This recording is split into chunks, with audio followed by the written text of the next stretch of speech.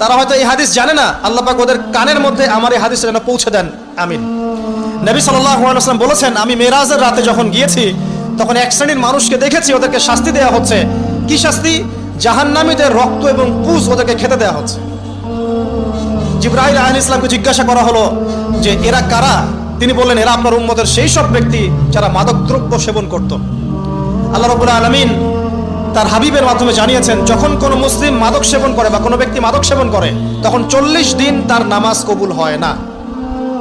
এরপর যদি সে তওবা করে তাহলে আল্লাহ পাক তার তওবা কবুল করবেন ইনশাআল্লাহ। যদি সে আবারও মাদক খায় তওবা করার পর, আবার 40 দিন তার নামাজ কবুল হবে না। যদি সে আবার তওবা করে আল্লাহ পাক আবার তাকে মাফ করে দিবেন। যদি সে আবারও মাদক খায় আবার 40 দিন তার নামাজ কবুল হবে না। তারপর যদি আবার তওবা করে আবার আল্লাহ তাকে মাফ করে দিবেন। এরপরেও যদি সে আবার মাদক দ্রব্য সেবন করে, নবী সাল্লাল্লাহু আলাইহি ওয়াসাল্লাম বলছেন তাকে আল্লাহ রাব্বুল আলামিন পরকালে মৃত্যুর পরে তিনাতুল খাবাল পান করাবেন। তিনাতুল খাবাল। জিজ্ঞাসা করা হলো, ইয়া রাসূলুল্লাহ, তিনাতুল খাবাল কি জিনিস? নবী সাল্লাল্লাহু আলাইহি ওয়াসাল্লাম উত্তর দিচ্ছেন, এটা হচ্ছে জাহান্নামীদের রক্ত, মাংস, এগুলো পুড়ে পচে যে রসটা বের হবে, এটা হচ্ছে তিনাতুল খাবাল।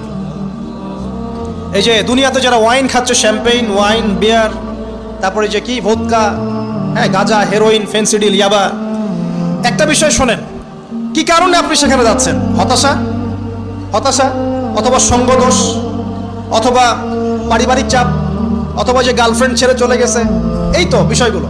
কি কারণে মানুষ মাদকের কাছে যায়, কেন যায়, কারণটা কি? আমরা যখন ফিলোসফি পড়তাম তখন একটা তত্ত্ব পড়ানো হয়েছে আমাদেরকে।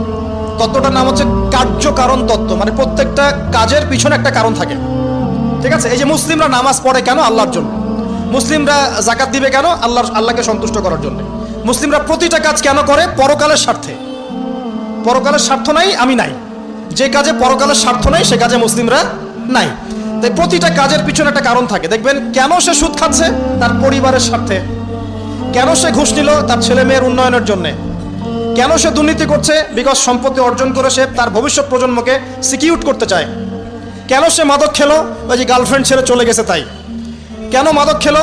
ওই যে এক বন্ধু মাদক খায়, সে ডাকছে, আয় একটা টান দে,